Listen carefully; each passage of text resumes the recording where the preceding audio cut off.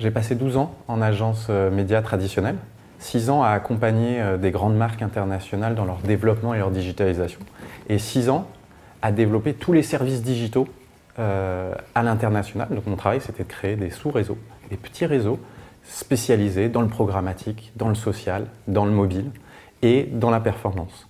J'ai beaucoup travaillé sur les États-Unis, j'ai beaucoup travaillé sur le marché chinois, et ce qu'on s'est rendu compte, c'est qu'il y avait un nouveau métier qui arrivait. C'était le métier du retail marketing.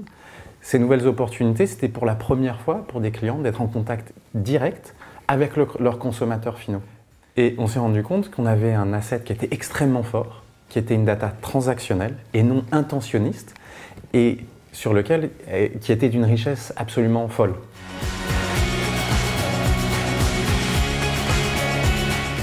Mais on s'est aussi rendu compte qu'il y avait des défis qui étaient liés en fait au retail marketing, qui ne pouvaient pas être adressés par des agences médias traditionnelles.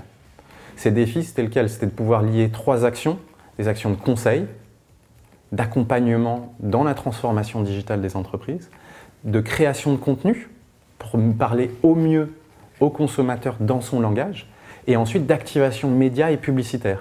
Et dans les groupes médias traditionnels, et dans les groupes de communication traditionnels, toutes ces activités sont silotées.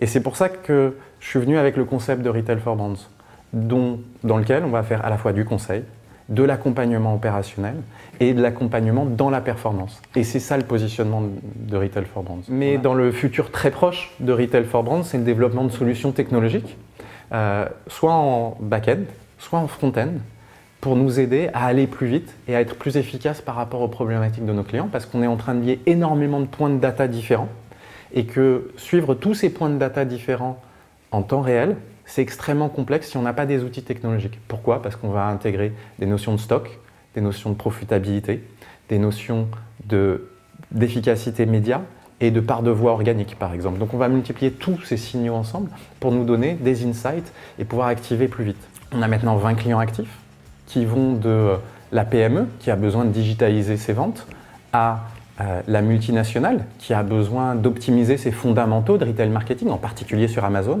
jusqu'au pure player qui va faire 100% de ses ventes sur Amazon.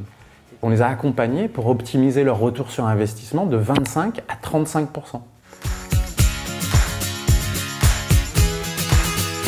Le futur du retail, c'est un futur qui est phygital, on va dire, qui lie à la fois le online et la présence physique. Et c'est le mobile qui peut garantir cette expérience sans couture, à la fois pour le consommateur, qui va rechercher un produit sur son device mobile, mais aussi pour les retailers. Comment faire pour avoir le meilleur parcours d'achat? Comment s'assurer que je vais être présent au moment indispensable par rapport à mon consommateur, par rapport à ce qu'il recherche, à la fois dans sa recherche produit, mais aussi de capter la bonne zone de chalandise avec les bons produits par rapport à ce que le consommateur est en train de rechercher en temps réel. Et il y a le mobile va nous servir vraiment de connecteur entre ces différents points de contact.